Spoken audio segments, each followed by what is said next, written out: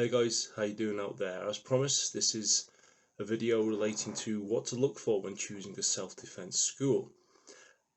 Yesterday I touched on some very loose concepts which I'm going to flesh out as the week goes on, but the first question I want you to be able to answer is, what do you mean by self-defense?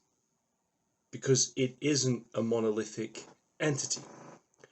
Self-defense for a mother with kids is different than youth at 24 years old that goes drinking out in nightclubs, is different than an inner city youth, is different than a rural youth, is different than a police officer, is different than a bouncer, is different than...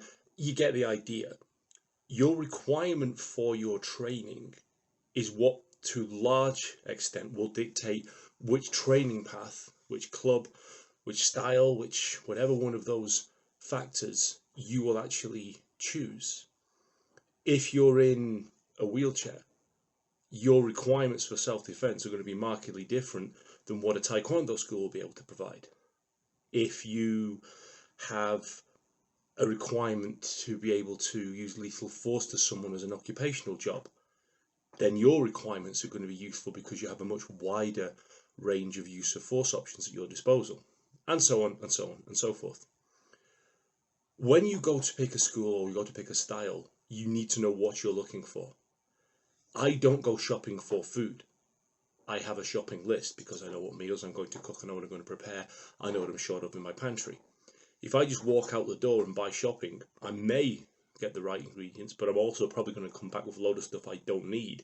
Even worse, a lot of stuff which is totally useless for what I want it for.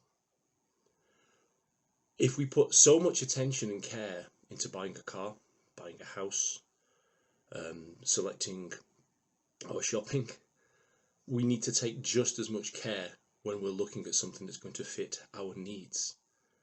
Do we want self-defense? Do we want combative sport? Do we want fitness? Do we want fun?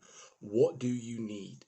Until you really know what it is you're wanting, you're not going to be making the best choice because you don't know what you're choosing. And as we found out and seen many times, often schools will just sell you a line to get you through the door and signed up on that paper. If you know what you want, they can't sell you what you don't want. So that's the first thing when you're picking a school, know what you're actually picking. If you want an apple, buy apples. If you want an orange, buy an orange. You don't buy a grapefruit if you want a banana.